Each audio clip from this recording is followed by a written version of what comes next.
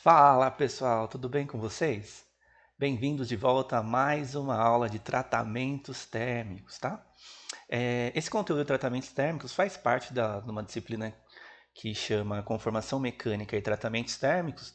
Essa disciplina é do Instituto Federal de São Paulo, do campus de Hortolândia, e eu sou o Renato, eu sou professor da área mecânica lá do Instituto Federal de Hortolândia, tá? Então, se você está chegando agora aqui nesse canal e gosta desse conteúdo de mecânica, de metalurgia, de projetos mecânicos, de desenho, enfim, de todo esse leque de conteúdo, eu convido que você se inscreva nesse canal e acompanhe as postagens minhas e também de outros docentes a respeito aí desses conteúdos de mecânica, tá bom? Então hoje a gente vai continuar com a nossa disciplina de conformação mecânica e tratamentos térmicos, com a segunda parte dessa disciplina, que é tratamentos térmicos, tá bom? A primeira parte, conformação mecânica, já foi dada, está disponibilizada aqui no canal, né? Vocês podem acessar a playlist, e a gente está aí dando prosseguimento no conteúdo relacionado a tratamentos térmicos, tá bom? Então, nessa aula, vamos falar sobre solubilização em precipitação, mar-têmpera e austêmpera, tá? E também vamos falar do tratamento sub-zero, um tratamento aí específico para algumas ligas, tá bom, pessoal? Então vamos lá, essa é a nossa aula número 5, já tivemos outras 4 aulas de tratamentos térmicos para quem quiser aí estudar, é só voltar um pouquinho o conteúdo, tá? Volta aí na playlist que você pode ter aí acesso a esse conteúdo e ter um estudo prévio a esse, tá bom? Então, vamos falar um pouquinho sobre solubilização e precipitação, tá? É importante aqui a gente comentar a respeito de solubilização e precipitação, que é interessante que o aluno tenha conhecimento de ciência dos materiais, principalmente a respeito de diagrama de fases, para conseguir entender um pouco melhor como que é realizado esse tratamento térmico, tá? Então eu vou explicar aqui de um jeito um pouco mais rápido do que normalmente a gente faria numa disciplina de ciências dos materiais, por exemplo, tá bom? Mas se ficar alguma dúvida, eu convido que vocês entrem aqui na disciplina de tecnologia dos materiais que tem disponível no canal e dá uma olhadinha lá na aula de diagrama de fases, tá bom? Então vamos ver um pouquinho o que é a ideia da precipitação, tá? Então vai consistir na precipitação de uma outra fase, normalmente e comumente uma fase eutética, na forma de partículas extremamente pequenas e uniformemente distribuídas. Essa nova fase vai enrijecer, portanto, vai dar maior resistência e endurecimento para essa liga. E após o envelhecimento, o material terá adquirido a máxima dureza e resistência. Esse envelhecimento, essa ação de envelhecer ou precipitar essa nova fase, esse novo constituinte, vai fazer com que esse material tenha uma maior resistência, tá? E esse envelhecimento pode ser de duas formas. Pode ser natural ou pode ser também de uma forma artificial. Naturalmente seria quando esse envelhecimento ocorre em condições de temperatura ambiente e artificial quando a gente precisa reaquecer esse material para que ocorra o envelhecimento, tá bom? Então vamos ver qual é a ideia, tá? Antes disso, antes da gente entrar aqui nesse diagrama de temperatura-tempo, vamos ver o que seria um diagrama de fase binário eutético. Então é importante dizer que precipitação, solubilização e precipitação só ocorre para ligas que são consideradas binária e eutética, portanto que tem uma reação invariante num ponto eutético, tá bom? Por que eu estou dizendo isso? Porque esse tipo de endurecimento de ligas não ocorre, por exemplo, no sistema isomorfo, na qual eu tenho somente uma fase após a completa solidificação, tá? Então, só consigo, guarda isso aí que é importante, né? Eu só consigo solubilizar e precipitar ligas que eu tenha uma reação invariante eutética, tá bom? Um sistema binário. Bom, aqui eu tenho um exemplo de uma liga alumínio-cobre muito utilizada na indústria automobilística, por exemplo, porque eu consigo ter aí um aumento da sua resistência por esse tratamento térmico de precipitação, tá? De solubilização em precipitação. Então vamos ver qual é a ideia. Primeira coisa importante, a solubilização vai ocorrer dentro da máxima solubilidade de uma das fases, ou fase alfa, ou fase teta, ou fase beta, o que for, tá?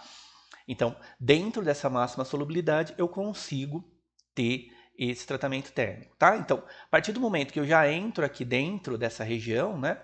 eu já não tenho como ter essa precipitação dessa fase, porque já vai formar uma liga eutética, né? Já vai formar uma fase eutética nesse material. Tá bom? Então vamos lá, vamos acompanhar aqui comigo. Então teria que estar aqui dentro dessa região. Tá? Então vamos fazer aqui uma suposição que eu tenho uma liga com 5% de cobre, 4, 5% de cobre, tá? E aí eu vou aquecer essa liga. Na hora que eu aqueço esse material, né, essa liga, que é um rebite, que é um pino, o que for, né? Na hora que eu aqueço, essa fase eutética, né, que é o CuAl2, ele dissolve, tá? O que eu quero dizer aqui com isso? O carbono que está formando esse CuAl2, o carbono, o cobre que está formando esse CuAl2, ele consegue arrumar um espaço dentro desse arranjo cristalino, né, dentro desse arranjo cristalino do alumínio, que é CFC, ele arruma um espaço para se localizar e ele fica lá dentro, tá? Então, quando a temperatura é alta, eu consigo pegar esse CuAl2, eu consigo dissolver ele em cobre e alumínio, e esse cobre consegue arrumar um espaço dentro desse arranjo cristalino do alumínio, tá? Bom, por que eu estou dizendo isso? Porque daí tem duas coisas importantes aqui, que é a taxa de resfriamento desse material. Se eu tenho esse material, né, com a fase eutética CuL2 dissolvida nessa fase, na fase primária, na fase alfa aqui, e resfrio rapidamente, o que vai acontecer?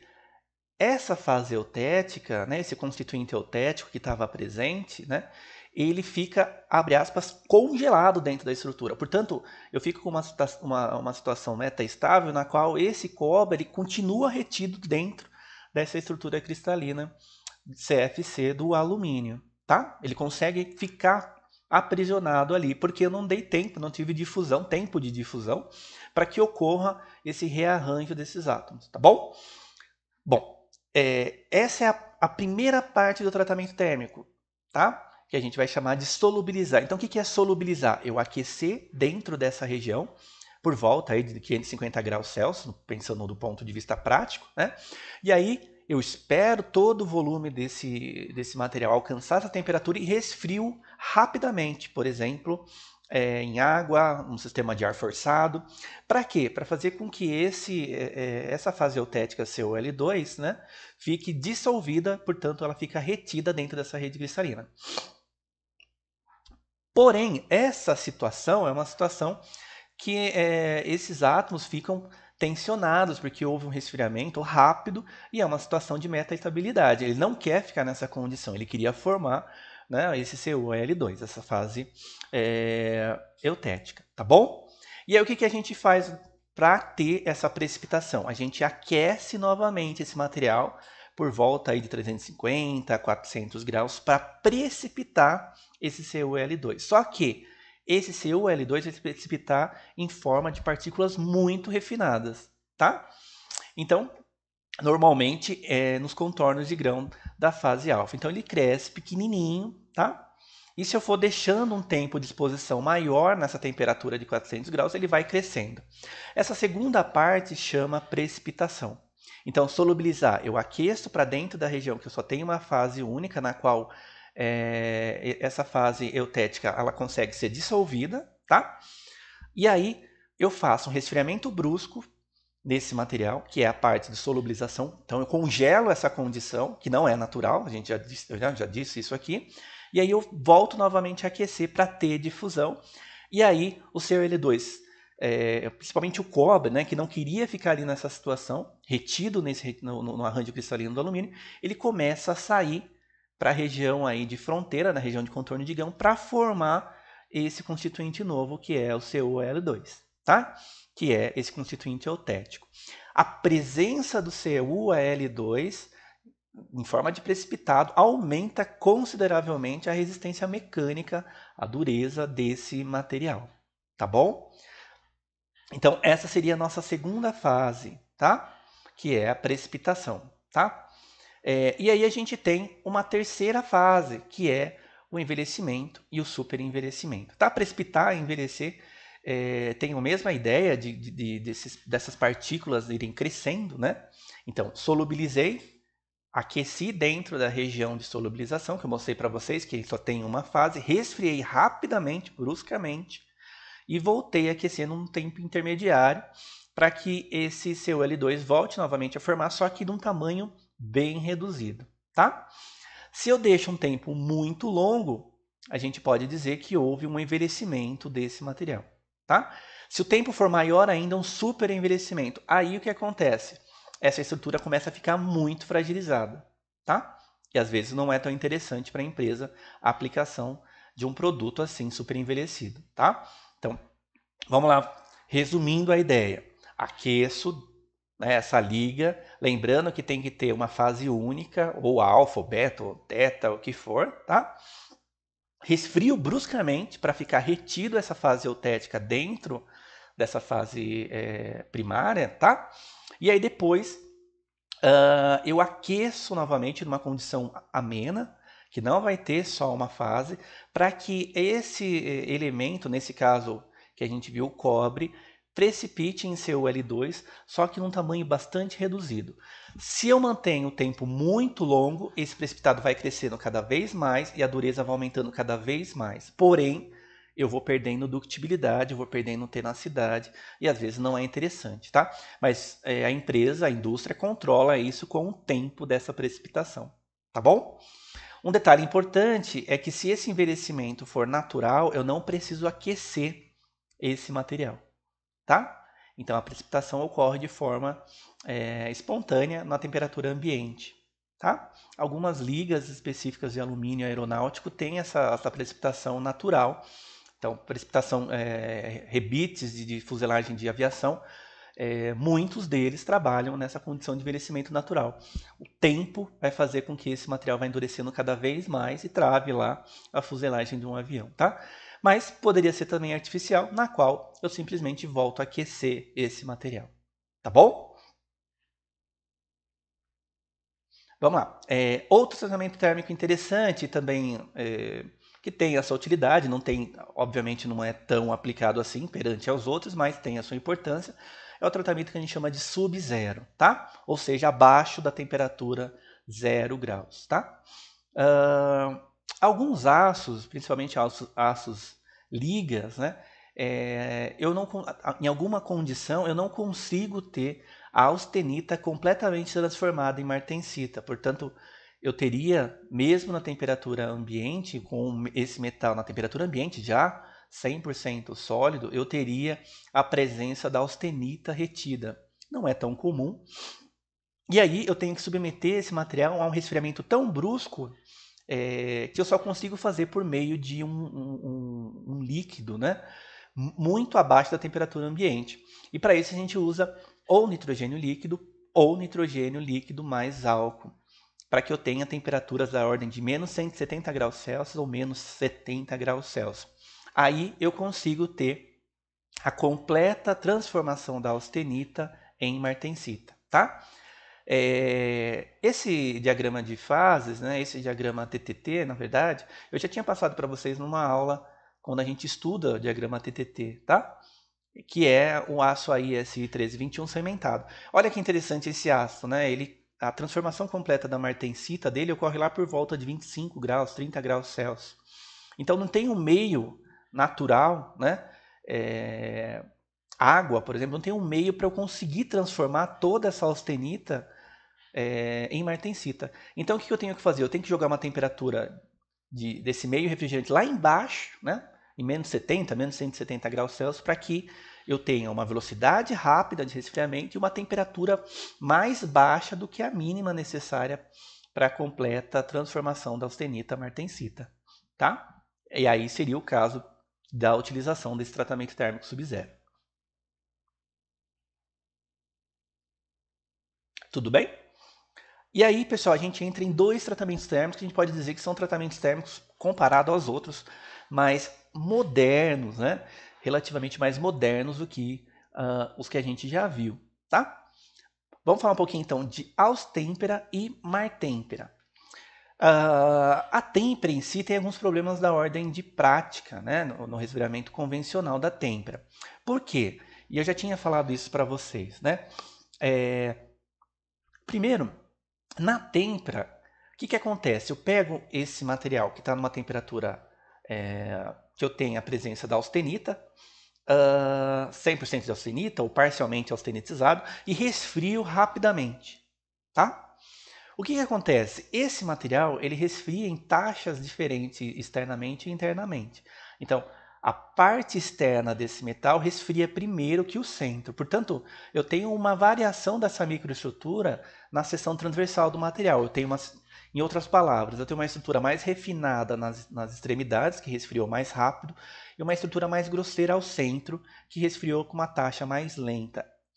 Isso, além dessa condição não uniforme microestrutural, eu tenho aí a possibilidade de ter um empenamento ou a formação de fissuras, microtrincas, numa maior proporção do que no resfriamento menos brusco ou no resfriamento mais controlado, tá? Isso é inerente da têmpera, do tratamento têmpera convencional. Eu não consigo mudar, né, quando eu penso que eu estou trabalhando com têmpera, tá? E aí surgiram tanto austêmpera e hemartêmpera para minimizar ou para evitar esse problema, tá? Então, austêmpera e hemartêmpera ele parte do princípio que eu estou evitando esse empenamento, esse resfriamento não uniforme, tá bom? Bom, a parte externa na têmpera convencional, né, esfria mais rapidamente, transformando-se em martensita antes da parte interna. Então, transforma primeiro martensita externamente e depois vai transformando isso ao longo, né, da extremidade para o meio durante esse resfriamento, tá? Durante o curto tempo em que as partes externa e interna estão com diferentes microestruturas, podem aparecer tensões mecânicas consideráveis. A região que contém a martensita é frágil e pode trincar. Então veja, eu tenho ali alguns microsegundos, né? Alguns milésimos de segundos, na qual a parte externa desse material está diferente, há uma discrepância entre a microestrutura externa da interna, tá? Isso pode ocasionar, principalmente em regiões de fronteira, nessa transformação, em fissuras, porque eu tenho algo que é muito frágil e algo que está transformando em algo que é frágil, tá? Isso pode ser um problema, principalmente quando a gente tem peças de grandes tamanhos ou ainda ligas que favorecem essa transformação austenita-martensita, ligas que têm aí alta liga, ligas que possuem uma porcentagem de carbono maior, tá? Bom, para minimizar ou para evitar esse problema, surgiram dois tratamentos térmicos, austêmpera e martêmpera. Vou falar aqui primeiro para vocês da martêmpera. Então vamos acompanhar aqui esse diagrama. Eu tenho a superfície, que é essa linha aqui no meu gráfico, né, de transformação tempo-temperatura, e aqui eu tenho o do centro. Então eu tenho duas temperaturas diferentes, tá? Não uniformes, ocorrendo a partir do momento que eu tiro essa peça do forno. Tá? No resfriamento de têmpera convencional, essas duas temperaturas vão, né, até encontrar aqui o meio líquido, tá? E aí eu tenho a transformação ocorrendo com essa variação aqui da temperatura da superfície e o centro. O que é a martêmpera? O que esse tratamento de martêmpera vai criar? Ele cria um passe isotérmico. Isso aqui é um passe isotérmico. O que é isso? É eu manter, né? Eu ter lá. Claro que eu tenho que ter condições para isso, mas eu tenho que deixar esse material numa temperatura menor para que eu tenha uma uniformidade dessa temperatura, ou seja, a superfície e o centro volte novamente a alcançar uma temperatura igual e aí eu resfrio, tá? Como eu posso fazer isso? Em algum banho, um banho de sal, algum óleo em alta temperatura. Posso fazer isso também num outro forno, tá? Então eu resfrio, alcanço aqui esse patamar, esse passe isotérmico. Isso é muito rápido, tá, pessoal? E aí eu mantenho nesse tempo curto, né, nessa temperatura, para que o centro e a superfície tenham uma temperatura novamente mais próxima possível, e aí eu resfrio. O que eu estou fazendo com isso, pessoal? Eu estou tendo uma microestrutura mais uniforme, todo mundo, tecnicamente falando, né, todo o volume da peça está se transformando quase que no mesmo tempo, e aí eu tenho aí um aço com menos sujeito a essa variação microestrutural, a formação de trincas, empenamentos, tá? Então o passe isotérmico ajuda nesse sentido, tá bom? Então só vamos ler aqui, o resfriamento então é temporariamente interrompido, criando um passe isotérmico, né, na qual toda a peça atinge a mesma temperatura. A seguir eu continuo com o resfriamento feito normalmente, tá? Ao final desse resfriamento é importante dizer que na mar têmpera, assim como na têmpera convencional, eu sou obrigado a fazer esse revenimento, tá? Novamente porque eu tenho uma estrutura, ainda que menor, em menor quantidade, né, em menor intensidade, mas essa estrutura também tem uma tensão, né, devido a esse resfriamento brusco, tá? Então, para aliviar essas tensões internas, para também transformar essa martensita tetragonal de corpo centrado em martensita revinida, a gente faz o revenimento direto, logo após o tratamento térmico, tá bom? Então, o revenimento faço novamente, para que eu tenha a martensita revinida. Tudo bem? Agora, a austêmpera, diferente da martensita, diferente do tratamento térmico de têmpera e de martêmpera, o objetivo aqui é a obtenção de bainita, né? É importante a gente guardar isso também. Então, têmpera e martêmpera, eu tenho o objetivo de ter martensita ou martensita revenida após revenimento. Na austêmpera, o objetivo é a formação, a transformação da bainita. É um tratamento exclusivo, né, para a obtenção de bainita. A bainita, na grande maioria das ligas, eu não consigo obter no resfriamento convencional, tá? Eu consigo só obter com resfriamento isotérmico, abaixo do cotovelo da curva temperatura-tempo, tá? Então, para que ocorra isso, para que eu consiga fazer isso, eu tenho que criar um passe isotérmico lá embaixo, tá? Então vamos lá. Outra alternativa para evitar as distorções e trincas, além da mar têmpera, é a austêmpera. Mesma ideia, superfície cêntrica com temperaturas discrepantes.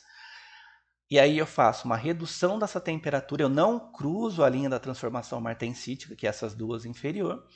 E aí eu crio aqui algum sistema de resfriamento, e aí volta a mesma ideia que eu falei, um forno numa temperatura mais baixa, ou um sistema de banho, na qual eu vou criar um passe isotérmico mais longo para cruzar a ponta final aqui, né, do meu cotovelo aqui da transformação perlítica, e ao final disso tudo eu tenho a transformação da austenita em bainita, tá? Que é aquela perlita que a gente estudou aqui, super fina, super refinada, com alta resistência mecânica, com melhor ductibilidade comparado à martensita. Tá bom, pessoal?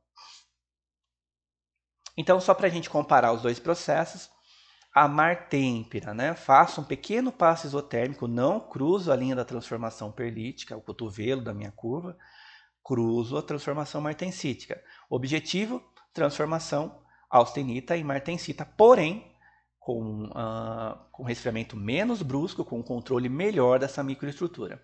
Imediatamente após o mar têmpera, eu faço revenimento e ao final disso tudo eu tenho como objetivo martensita revenida, tá?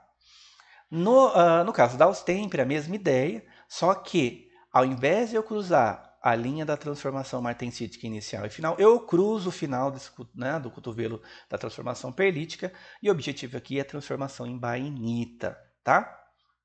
Então, um objetivo martensita revenida e outro bainita, tá? Ambos apresentam uma resistência mecânica boa. Obviamente, a martensita revenida possui uma resistência mecânica maior do que a bainita, porém, a bainita possui uma resistência mecânica ainda elevada, com maior ductibilidade do que no caso da martensita. Muitas vezes, a empresa faz uma opção por bainita, porque eu tenho uma economia aqui de tempo e também de energia, já que a transformação aqui é direta, não preciso voltar a aquecer esse material para revinir, né?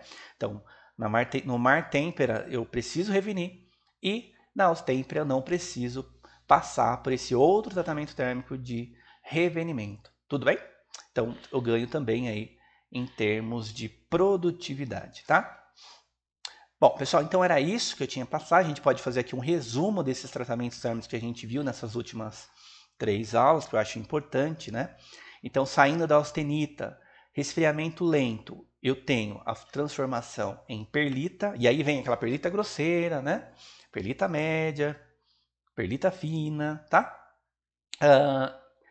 Que seria isso? Seria uma fase, né, um constituinte ferrita mais cementita. Então a perlita, o que é? É ferrita e cementita, a gente já viu isso, em lamelas intercaladas. Tá? porque o tempo ali de transformação é muito rápido, tá bom? A transformação da austenita remanescente, né?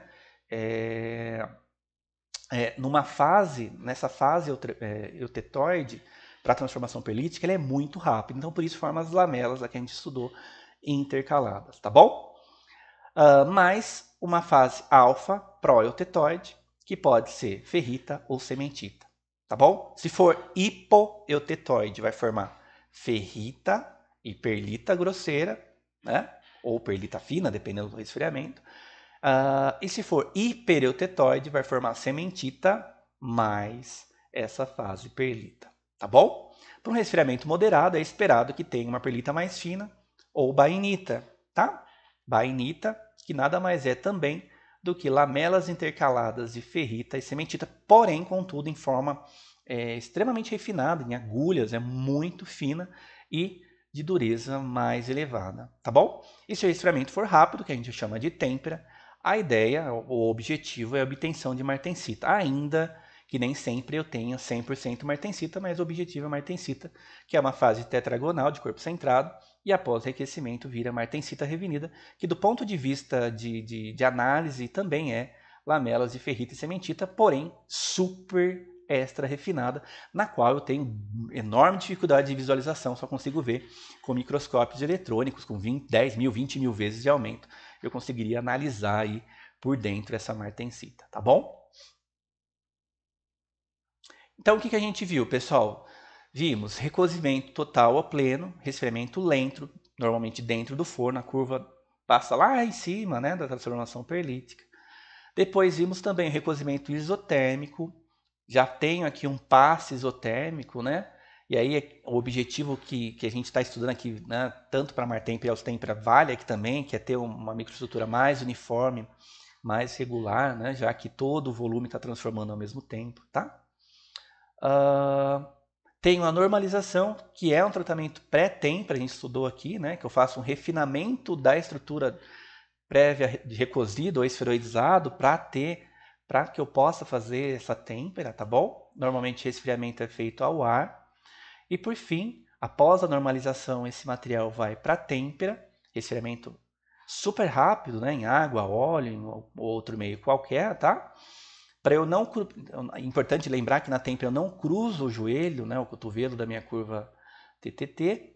Faça a total transformação e imediatamente após a têmpera é recomendado o revenimento dessa peça para transformar a martensita tetragonal de corpo centrado, de alta dureza e fragilidade, supertensionada, numa estrutura menos tensionada, com maior ductibilidade e ainda com uma boa resistência mecânica, que é a martensita revenida, tá bom?